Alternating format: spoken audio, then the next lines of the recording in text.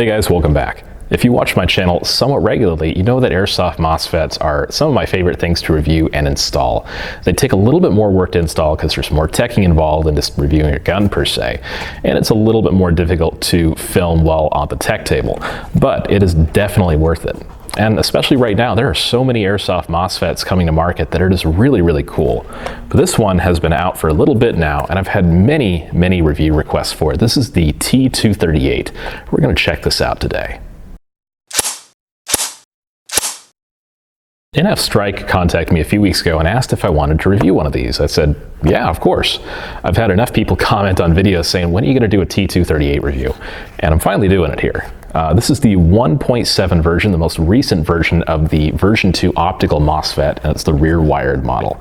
So we're going to check out what this comes with, and then after that, go sit down at the tech table, and I'm going to install this in an ICS MP5 SD6. One of the cool things I was really pleased to see in the box was a little patch. You get a T238 patch. I feel like everyone that makes Mosfets nowadays is either including stickers or patches, so this is just kind of a nice touch. A little baggie of parts here. It comes with a set of Tamiya connectors, some motor plugs, heat shrink, and the springs you need for the gel blaster magazine connection. The instruction manual it comes with is not bad. I think it's pretty basic in some ways, and it's definitely not like a step-by-step install guide. It's pretty vague in some places, and it kind of leaves you to just install it yourself in some ways. But it does give you enough information here to really pick up on everything that's going on with the Mosfet, and a pretty decent programming guide as well inside of it. And finally, the T238 Mosfet itself. You'll notice that there are some extra wires on this Mosfet, and those actually are supposed to go to the contacts for the gel blaster magazine feed, if I'm not mistaken. In the US here, gel blasters are not very prominent, so I don't have a whole lot of knowledge about them. But this Mosfet can fit in AIrsoft gearboxes as well, because they're essentially the same thing for the most part. So I'm not going to use these little skinny wires because I really don't have a need for them. AIrsoft magazines don't have that kind of connection point. So I'm going to remove those when I install it. Let's go ahead and sit down at the tech table. I'm going to install this in my ICS MP5, and we'll see what kind of results we can get. Of course, the Mosfet might not fit into every gearbox perfectly. That was definitely the case for this ICS gearbox. Now, this is not the original gearbox that came with the ICS MP5 because I got it secondhand. This is actually from a Combat Boy, which is one of their kind of like sport line M4s they used to make a while ago. And the funny thing is, the little post here for the trigger was a little too wide, so I had to trim that down. That was kind of a pain to do since it's in a really odd spot there. But I was able to kind of shave a little bit off the very side of it because it was really blocking the hole it fits through here. And it fits just fine and seats really nicely in here. I also went ahead and disconnected those really thin wires for the gel blaster that were going to be wired up to the front for these little spring mechanisms here. So those are out, so less wiring in the gearbox to worry about.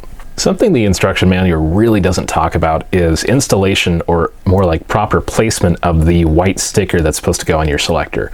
There's probably going to be a good bit of trial and error. There are definitely some good YouTube videos to watch because really the instructions don't do this justice, I don't feel like.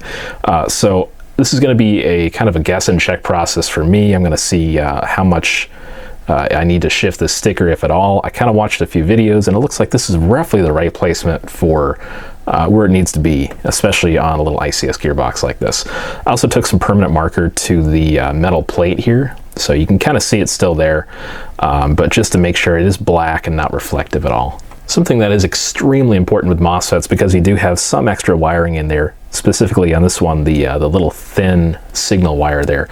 You do need to be really careful of your placement in the wire trenches here. You want to make sure that the wiring here isn't sticking up at all, that the motor shaft and pinion are going to clear it, and it's not going to clip that at all. Otherwise, you can damage things and really screw stuff up and even short out your Mosfet, which is not fun at all. Just making everything fit in these grooves can take a little bit. And additionally, I did have to sand down the little pins here so they don't push directly down on the wiring. That's probably a good idea to do with most version 2 gearboxes in this case. So I've got the T238 set up here. Before closing it up and testing it out and setting it up here, I want to talk about everything else I do have in the gearbox here. I wanted to try and keep it fairly ICS with maybe just a handful of upgrades and parts here. It's an old, really old SHS piston I actually got with the MP5. It was around like the System Magnum motor era. So I think they were purple back then, if I'm not mistaken. That was a little before I bought my first SHS piston. Elite Force, polycarb piston head I put some bearings on. Modify cylinder head, if I'm not mistaken, I'm pretty sure. ICS tappet plate, old Systema nozzle. These, I really like these actually. Original gear set, which ICS makes fantastic gears, and a Modify anti-reversal latch, which has the little flathead cut in it there, so you can just put a flathead screwdriver in there and decycle your gears when you open it up. So I really, really like these. These are fantastic.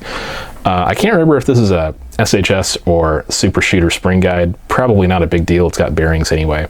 And roughly an M110 spring. So I'm hoping this will get right around that 360, 370 mark with a 2 or so. I do want to mention the wiring length going out the back of the gearbox as well. If you're thinking of using this for an M16 or full stock setup, you may want to or need to extend your wiring just a bit. This is roughly long enough for a buffer tube or crane stock setup, and that's probably about it. So you may need to do a little bit of work depending on your setup. Let's talk a little bit about the install process. It really is not difficult. It's pretty quick. It's just like any other Mosfet, dropping it in, making sure everything's aligned and all the wiring is in the right spot. The difficult and actually time-consuming part for me was the spacing or positioning of the white sticker on the selector plate. Now this is an M4 selector plate. I've already got it set up in my MP5 here, the correct one, but for the white sticker, you're not sure where the placement is supposed to be. There really isn't anything in the instructions about it.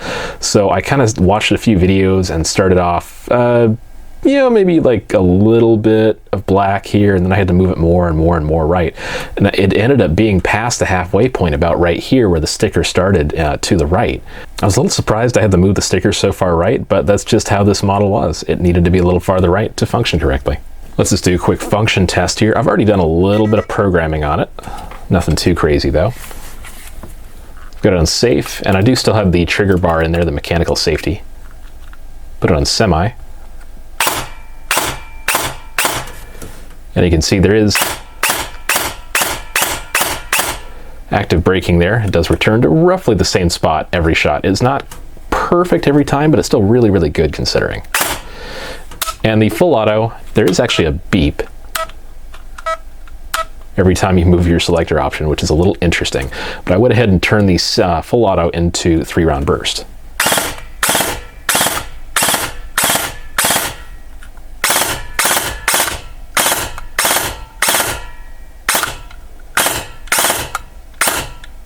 And it appears to be interruptible as well.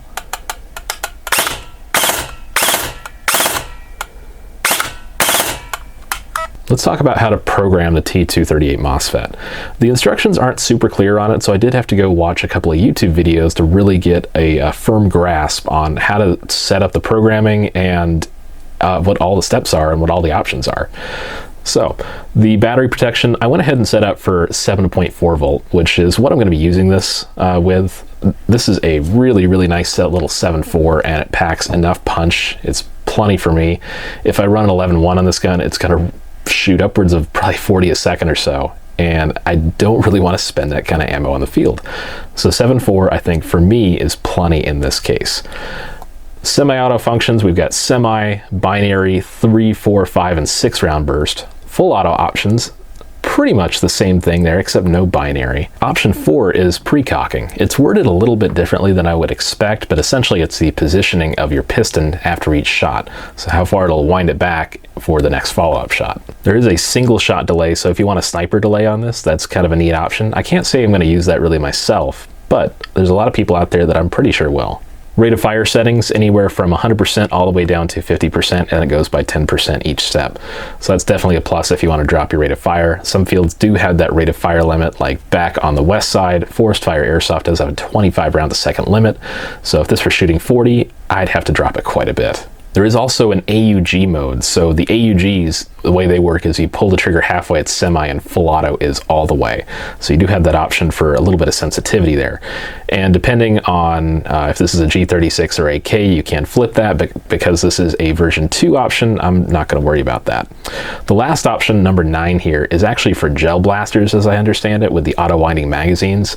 So because this is an airsoft gun, that does not apply. Getting in programming mode on this is a little bit different. I'm going to connect the battery, have it on full auto, and hold the trigger down right when I do that. Now it's going to cycle through all the programming options I have here. 3, 4, and I'm going to wait for it to cycle back around to an earlier option, let's say 1 or 2 even, so I can set up the semi-auto programming.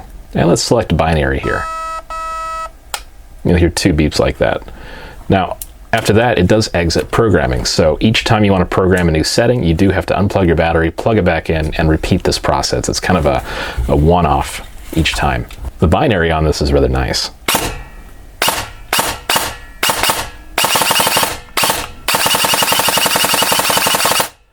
You practically get full auto out of it, which is really, really pretty fun. The last option I want to try here is the pre-cocking option and see what we can do with that. So let's go to setting 4. I've got to wait a second here for it. I've set it for the maximum amount of possible pre-cocking, and you can see it locks the piston back pretty far. And it's pretty consistent at it. This is semi, and then on burst or full auto. As you can see, this is carried over to burst as well. I want to give a big thanks to NFSTRIKE for sending over a T238 Mosfet. This has actually been a lot of fun to test out, and I've been really curious to test one for quite a while. I'm pretty pleased with it so far. The programming does take a little bit longer than, say, other Mosfets, because you do have to pretty much set one thing at a time, then go back and re-enter programming mode. It's a little more time consuming, but the options are still there. You still got a lot of the major features that other competitors have, and the price on this one is quite a bit less. What I'm really curious about, and I can't really say at the moment, is how long this is going to last. So I'm going to take this out on the field and keep you guys updated as best I can and see how long the T238 lasts, if I have any problems with it, what the durability is, and see what happens in the long run. This has been really fun to install, and thank you again to NFSTRIKE for letting me check this out. Thanks guys, and I'll see you in the next review.